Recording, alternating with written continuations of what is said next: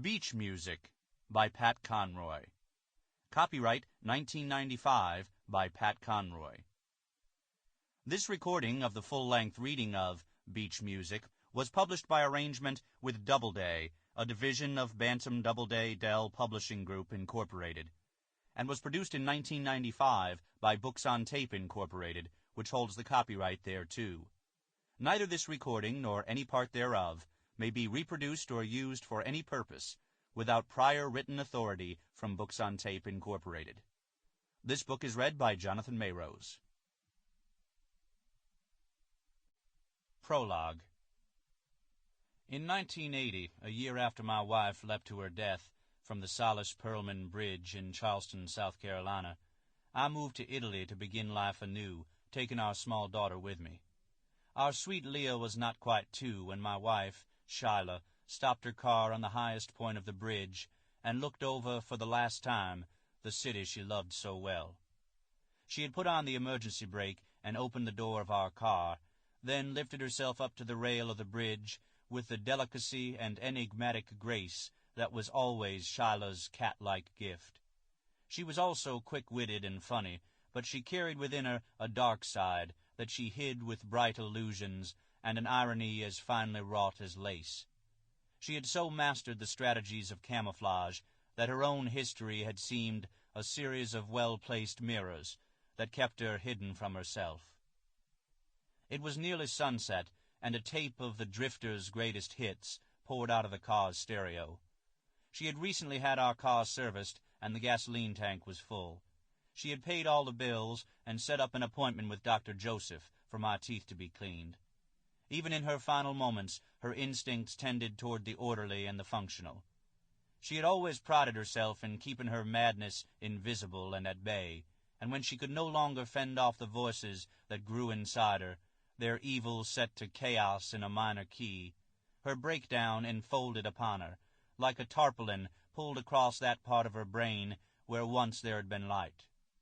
Having served her time in mental hospitals, exhausted the wide range of pharmaceuticals, and submitted herself to the priestly rites of therapists of every theoretic persuasion, she was defenseless when the black music of her subconscious sounded its elegy for her time on earth. On the rail, all eyewitnesses agreed. Shyla hesitated and looked out toward the sea and shipping lanes that cut past Fort Sumter, trying to compose herself for the last action of her life. Her beauty had always been a disquieting thing about her, and as the wind from the sea caught her black hair, lifting it like streamers behind her, no one could understand why anyone so lovely would want to take her own life. But Shyla was tired of feeling ill-made and transitory, and she wanted to set the flags of all her tomorrows at half-mast. 3 days earlier she had disappeared from our house in Ansonborough, and only later did I discover that she had checked into the Mills Hyatt House to put her affairs in order. After making appointments, writing schedules, letters, and notes that would allow our household to continue in its predictable harmony, she marked the mirror in her hotel room with an annulling X in bright red lipstick, paid her bill with cash, flirted with the doorman, and gave a large tip to the boy who brought her the car. The staff at the hotel remarked on her cheerfulness and composure during her stay. As Shyla steadied herself on the rail of the bridge, a man approached her from behind, a man coming up from Florida, besotted with citrus and Disney World, and said in a low voice, so as not to frighten the comely stranger on the bridge, "Are you okay, honey?" She pirouetted slowly and faced him. Then, with tears streaming down her face, she stepped back, and with that step changed the lives of her family forever. Her death surprised no one who loved her, yet none of us got over it completely. Shyla was that rarest of suicides. No one held her responsible for the act itself.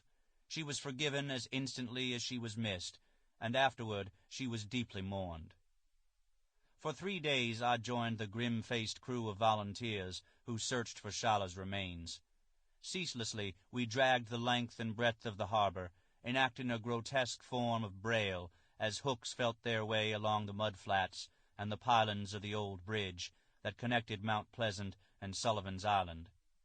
2 boys were crabbing when they noticed her body moving toward them beside the marsh grass. After her funeral, a sadness took over me that seemed permanent, and I lost myself in the details and technicalities connected to death in the South. Great sorrow still needs to be fed, and I dealt with my disconsolate emptiness by feeding everyone who gathered around me to offer their support. I felt as though I were providing sustenance for the entire army in the field, who had come together to ease the malignant ache I felt every time Shala's name was mentioned.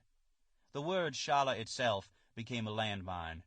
That sweet-sounding word was merciless, and I could not bear to hear it. So I lost myself in the oils and condiments of my well-stocked kitchen. I fatted up my friends and family, attempted complicated recipes I had always put off making, and even tried my hand at Asian cuisine for the first time. With 6 gas burners ablaze, I turned out velvety soups and rib-sticking stews. I alternated between cooking and weeping, and I prayed for the repose of the soul of my sad, hurt wife. I suffered, I grieved, I broke down, and I cooked fabulous meals for those who came to comfort me. It was only a short time after we buried Shala that her parents sued me for custody of my child, Leah, and their lawsuit brought me running back into the real world. I spent a dispiriting year in court trying to prove my fitness as a father. It was a time when I met a series of reptilian lawyers so unscrupulous that I would not have used their marrow to feed wild dogs or their wiry flesh to bait a crab pot. Shala's mother and father had gone crazy with grief, and I learned much about the power of scapegoating by watching their quiet hatred of me as they grimaced through the testimony regarding my sanity, my finances, my reputation in the community, and my sexual life with their eldest child. Though I have a whole range of faults that piqued the curiosity of the court, few who have ever seen me with my daughter have any doubts about my feelings for her. I get weak at the knees at the very sight of her. She is my certification, my boarding pass into the family of man, and whatever faith in the future I still retain. But it was not my overriding love of Leah that won the day in court. Before she took her final drive, Shala had mailed me a letter that was part love letter and part apology for what she had done. When my lawyer had me read that letter aloud to the court, it became clear to Shala's parents and everyone present that laying her death at my feet was, at best, a miscarriage of justice. Her letter was an act of extraordinary generosity, written in the blackest hours of her life. She blew it like a kiss toward me as a final gesture of a rare, exquisite sensibility. Her letter saved Leah for me, but the ferocity of that court battle left me exhausted, bitter, and raw around the edges. It felt as though Shala had died twice. I answered my wife's leap from the bridge and the fierceness of that legal battle with a time of disorientation and sadness, and then with Italy. Toward Europe I looked for respite and hermitage, and the imminence of my secret flight from South Carolina again restored a fighting spirit within me. I had made a good living as a food and travel writer, and running away had always been one of the things I did best. The flight to Europe was my attempt to place the memory of both Shala and South Carolina permanently in the past.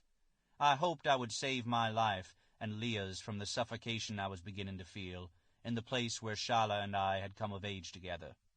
For me, the South was carry-on baggage I could not shed no matter how many borders I crossed, but my daughter was still a child, and I wanted her to grow into young womanhood as a European, blissfully unaware of that soft, ruinous South that had killed her mother in one of its prettiest rivers. My many duties as a father I took with great seriousness, but there was no law that I was aware of that insisted I raise Leah as a Southerner. Certainly the South had been a mixed blessing for me, and I carried some grievous wounds into exile with me. All the way across the Atlantic, Leah slept in my lap, and when she awoke, I began her transformation by teaching her to count in Italian. And so in Rome we settled and began the long process of refusing to be Southern, even though my mother started a letter-writing campaign to coax me back home. Her letters arrived every Friday. A Southerner in Rome? A low-country boy in Italy? Ridiculous. You've always been restless, Jack. Never knew how to be comfortable with your own kind. But mark my word. Sample complete. Ready to continue?